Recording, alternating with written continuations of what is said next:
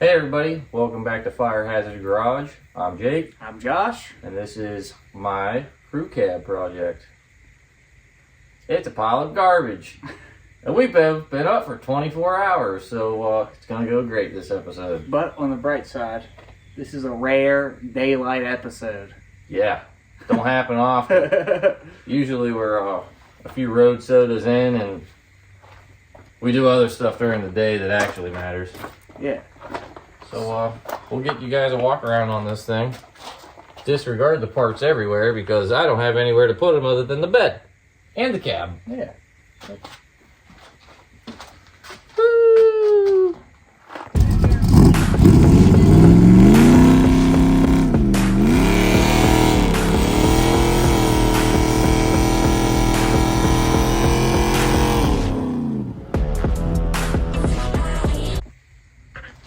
All right, guys, here it is.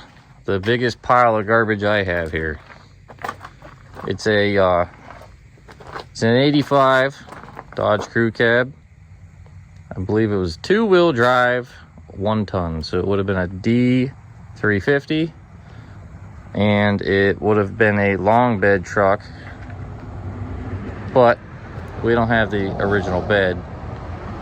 But we've got the original cab, doors. Got front clip, the hood's there. The core support needs a little bit of love, but it'll work. The bed, I got lucky actually, and this bed was only like an hour away from me. And it's from Texas. The only real damage to it is this, it looks like a tire came off, detreaded, and just whacked the quarter panel. Smashed it all up, but that's not a huge deal as long as it ain't rusty. Bed load of parts. It's got a little bit of rust. Oh boy, up in there, up under the rear windshield. So that shouldn't be too bad to fix. There might be a little bit coming through here. The bed, the only rust is, weirdly enough, in that bulkhead right here. But again, those are simple bends if we have to cut it out and fix it. You can see right there, the old Prospector emblem used to be there. Like I said, the only original panel I don't have to this truck is the bed, and that's because it got destroyed in a wreck. But I do have the original tailgate, so we're gonna make it as original as we can. It's sitting on a 74 or older frame because it was really the only one I could find within a reasonable distance. I actually drove to Michigan for it. I believe it was like a 4-hour drive when I went to get it. But this truck's from Ohio and it's clean. And I wanted to make it 4-wheel drive. That's why I got the older frame. It's got a clean roof because these trucks like to rot out in the roof, but it's starting. You can see it starting to start from the outside working in, which isn't good. That's why we're working on this now. We're fixing to get it in the garage before winter. Oh, let me get back down out of here without falling. But on the bright side, we're working on something. Yeah. Not just an engine. So Matt, this one's for you because you've been asking me, when are we going to work on something? Here it is. But the way you could tell an older frame from a newer frame is, see this cross member here? On the older trucks, it's a very slim cross member and it's got these little kickouts on the side. And then on the newer trucks, I got one sitting in the bed here. It's going to be kind of hard to see because it's buried under the bumper, but you can see the whole cross member is wider. It's probably about 8 to 10 inches wide the whole way. If you wanted to, you could put a newer cross member in the older truck, but I had the older one already, so I put it back in there. All the rivets, I've been putting bolts in just because they're all loosening up. And to show you a little tidbit of that is that right there. This stuff just gets old, the rivets move around a lot, stuff starts to crack and break. So I started putting bolts and everything. Somebody did cut the frame right in here. We're thinking that somebody threw a 440 in this thing at one point with the wrong headers on it and just made it work. I think I dent the headers before I cut the frame though. Yeah, me too. But, you know, other people. This front axle is a Dana 60 out of a first-gen Cummins truck that my dad had bought for parts. The other way you could tell these frames, sorry to backtrack, but the older frames, instead of having this plate on the side for this style steering box, will have a flat one across the top. And the steering box will actually have the pivot arm moving up and down instead of side to side like these ones do. The rear axle is a Dana 70 out of first gen truck. It's the matching set. I don't know what gears are in it, but I think they're 410s. Interior kind of packed full of stuff, but this back seat here, it's the original seat out of this truck. And there's only one single tear in it, which is unfortunate, but it's right there where the slide adjust is. And then that RV, that pile of garbage Glorious RV that we bought the 440 for was partly my fault because all I wanted was the seats and I made Josh buy the engine. Yeah, that was a good time. It sucked. But these are low back bucket seats out of like a 70s truck. I believe they put them into some 80s Ram Chargers. I don't think they ever put them in a truck. And you can find these in vans, trucks, Ram Chargers. You will not find these in a standard cab truck. You'll find them in like extended cabs. I don't believe they ever put them in a crew cab either. But it's on right now, a buddy seat frame. And I need a center console for it because my grandpa only had the frame and not the center console. But these seats are actually in really nice shape. Some of the piping around the edges is broke and cracked, but there's no tears in them. They're actually very comfortable. And the reason I did that was I have the front seat. It's right here. The front seat was pretty done, tore up. I mean, it's not terrible for an old truck, but yeah, I got stuff stacked on it. But it's not awful for an old truck, but the other ones are much more comfortable, especially a bucket seat. So this is the project. This is what's going in it. Yeah, the 400 that we were playing with a while ago. Yeah. So we're not going to clean it up and we're not going to paint it. And Jake's going to have an internal meltdown, but it'll be fine. yeah, and it's going to have brand new ceramic coated headers on it because that's all I have for a truck. Oh, I have exhaust manifolds, but headers sound better. Yeah, I agree. So we're going to do that. And we'll get you set up here. I've got to put this transmission cross member in here. So the older trucks you can also tell because they should all have this cross member regardless of if they're two-wheel drive or four-wheel drive. And that back in the frame there bolts in those two holes that match up with those two holes that the bolts are in. And the reason that everything had two-wheel drive cross members is over here. We have our short tail shaft 727. Two-wheel drive ones would have been longer. They would have had the long tail shaft like I showed you guys in that 727 teardown video. These got short tail shafts. Reason being is this cross member. It sits even further back. These trucks, older ones, 74 or 72, 73, 74, I believe, had divorced transfer cases, and I have a divorced NP 205 that is going to go in this just because the truck's so long.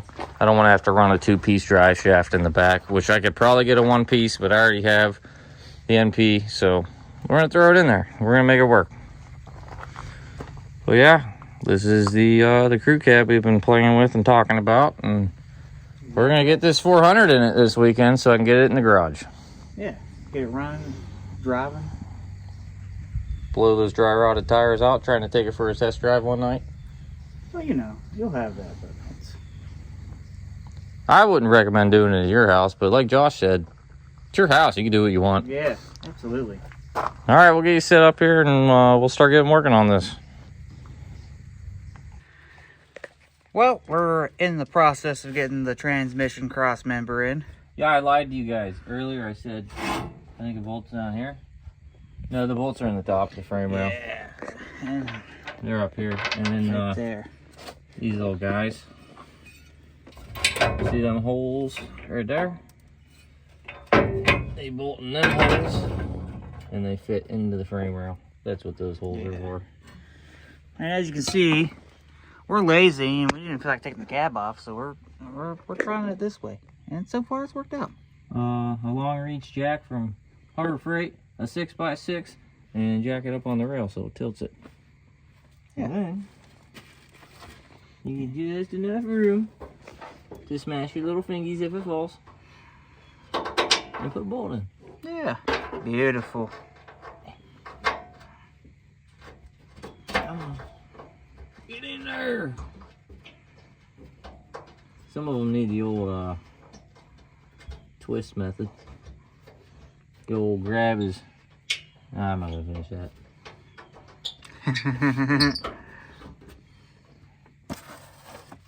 To the old wrenchy boy it is. Hey, let's do it even more lazy and just let the cab down and let it push through. Hold this. This is the more efficient, lazy way. You just have the jack there, out in the gravel driveway, up on that beam there for the floor support. And then you just let it down and the cab does the work. She's home. So now we're gonna get this thing bolted up, and then I'm gonna get these bolted to them holes and them holes. And then our transmission cross members in. And then we gotta do that one. That one kind of sucks because you gotta smack it in. And I'm not entirely sure if these holes are in the right spot because that one didn't fit. And I bought another one laying over there. But I think this one might be bent from smacking it with hammers to put it in and out of different frames. So we're gonna try the one that got cut out with a torch. That wasn't smacked with hammers and was, you know, taken care of. So I'm gonna finish getting these in. And we'll get back to you. All right, and we're back, folks. Secret time. It's been about 2 days since we first started. We're real good at this. Too many road sodas involved. Yeah. And for some reason, 4 hours of guitar here, but you know, it was a good time. So, what Jake's doing now is he's cleaning this engine. He just got done pressure washing it. Now he's hand cleaning it for paint. Bunch of brass brushes and brake clean and degreaser. Yeah. Gasoline also works pretty good too. Yeah. So let's take you back to the truck here. Show you what we did do off camera. Steal that light. That'd be okay. But as you can see, we got it. Got both cross members on. I don't know how well you can see that, but there you go. Both cross members are on. I gotta go steal parts of one out of another truck. Yeah, we need more things for cross members, but we're gonna paint this engine, and then hopefully tomorrow, setting it in. Be one step closer to the crew cab being done. Well, finally. Stage 1. Yeah, stage 1. We're just too poor for stage 2 right now, so we're gonna work with what we got. Yeah. We'll come back whenever we're, you know. Yeah, when we're painting. Brake clean again.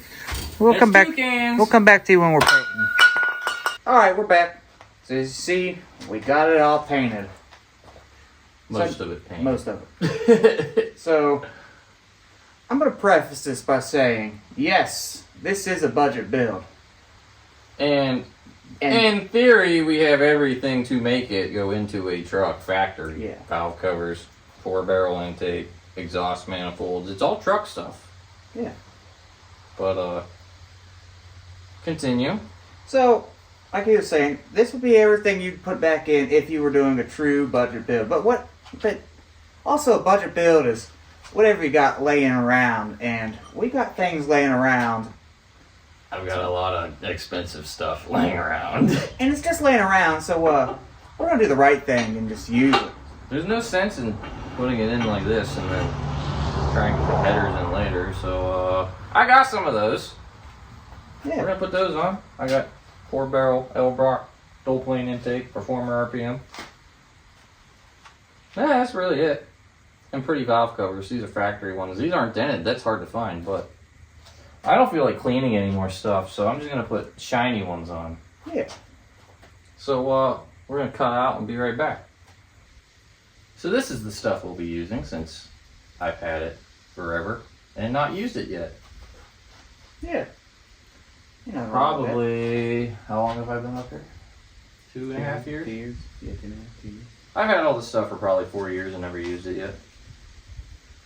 I bought these for the 84 that's supposed to get a 440.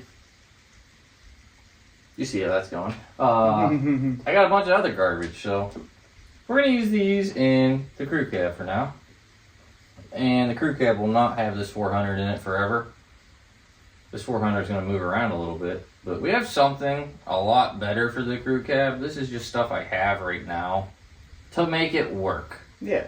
Get it running, driving, all those things that it currently isn't. Yeah. Functional. Yeah. And not in my way. Yeah, we got a lot of stuff in the way. Way too much stuff. Anywho, this is not going to go in like this at the moment just because I don't have a gasket set that I need. I don't have a valley pan. And a lot of stuff still needs painted. I just want to set it in the truck so it's out of my way and we can pull the truck inside. So, yeah. The way you see it, it's probably not going to have an intake on it, carburetor, none of the front cover stuff, and it's going to have an oil pan, maybe headers, we'll see. There might be a pain to put in there afterwards. Well, there's no front clip, so I'm not got it. Yeah, we'll see.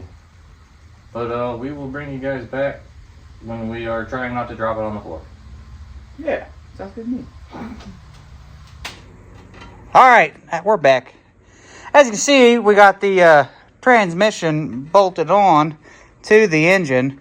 But, Jake, where's the bolts for the torque converter? Probably back where they came out of. Yeah, so we accidentally left the bolts in the torque converter and then put the transmission on. And now we're trying to get the bolts out of the torque converter to put them back in the torque converter with the flex plate. At least they aren't lost, right? They are lost, but they're just hard to get to. So that's what we're struggling with right now. Well, me. For those of you that don't know or haven't worked on these, the torque converter and flex plate only bolt together one way. So you can go around about 4 times before you figure out the right way.